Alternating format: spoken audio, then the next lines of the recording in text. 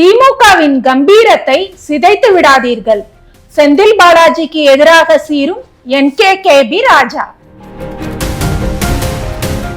தமிழக சட்டப்பேரவை தேர்தலில் மேற்கு மண்டலத்தில் உள்ள கோவை, நீலகிரி, திருப்பூர், ஈரோடு, நாமக்கல், கரூர் ஆகிய 6 மாவட்டங்களில் உள்ள 39 சட்டமன்ற தொகுதிகளின் பொறுப்பாளராக முன்னாள் அமைச்சர் செந்தில் பாலாஜியை திமுக தலைமை நியமித்துள்ளது. இந்த மாவட்டங்களில் செந்தில் பாலாஜி யாரை கை காட்டுகிறாரோ அவருக்கு தான் தேர்தலில் போட்டியிட வாய்ப்பு கிடைக்கும் என்பது உடன்பிறப்புகளின் நம்பிக்கையாக உள்ளது. இதனால் இந்த 5 மாவட்டங்களில் உள்ள அமைச்சர்கள், MLAக்கள், மாவட்ட ஒன்றிய நகர செயலாளர்கள் செந்தில் பாலாஜியின் விசுவாசிகளாக தங்களை காட்டிக்கொள்வதில் கூடுதல் அக்கறை செலுத்த தொடங்கிவிட்டனர்.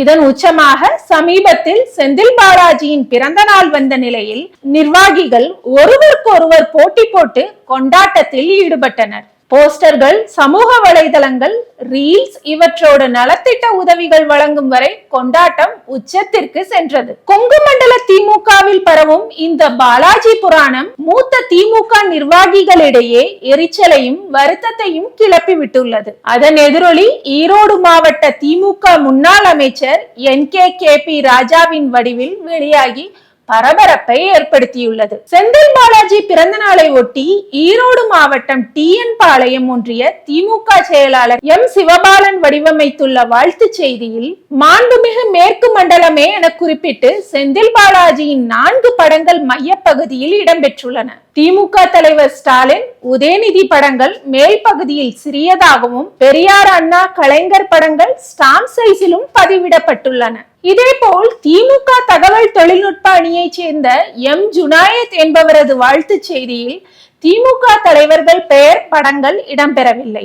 இந்த 2 போஸ்டர்களையும் தனது வாட்ஸ்அப் ஸ்டேட்டஸில் வைத்த முன்னாள் அமைச்சர் NKKB ராஜா, ஏன் இப்படி மானங்கெட்டு திரிகிறீர்கள், ஜெயிக்க சொல்லுங்க பார்க்கலாம். ஒரு பதிவிலே தலைவர் படமே இல்லை, இன்னொன்றில் தலைவர் படம் ஸ்டாம்ப் சைஸில் இருக்கு. அடுத்தது தளபதி படத்தை விட இவரோட 4 படங்கள் போஸ்டரில் பெருசா போட்டிருக்கு. இதுக்கு கூட ரோசம் வரலேனா அப்புறம் எதுக்கு கருப்பு சிவப்பு கொடி கட்டுறீங்க? மனுஷனா திமுக காரனா இருக்கணும்னு யோசிங்க. ரொம்ப அசிங்கமா போகுது. 18 வயசிலே இருந்து நான் கருப்பு சிவப்பு கொடி கட்டியவன்.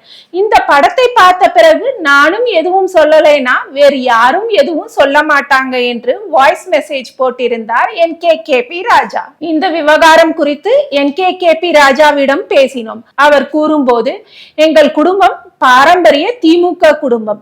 என் தந்தை பெரியசாமியும் நானும் அமைச்சர்களாக இருந்தவர்கள். திமுக மாவட்ட செயலாளர்களாக இருந்து கழகத்தை வழிநடத்தியவர்கள்.